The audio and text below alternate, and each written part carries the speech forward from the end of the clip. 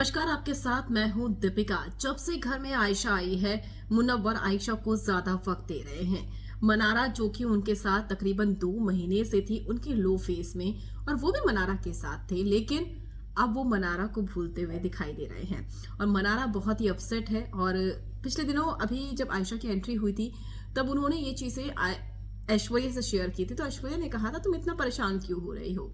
क्या तुम्हारे मन में कुछ और फीलिंग्स हैं? इसे लेकर गार्डन एरिया में ये बातें हुई थी।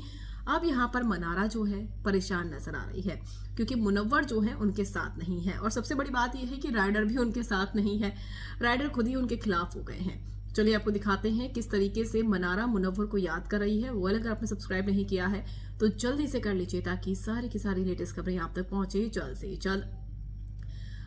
सबसे बड़ी बात यह है कि आयशा की एंट्री हुई और मनारा को सब कुछ मालूम है। वो मनारा ये भी डिस्कस कर रही है कि न जाने बाहर कितनी और गर्लफ्रेंड्स हैं मुनव्वर की, बहुत सारी होंगी, ऐसा वो अभिषेक से कह रही थी।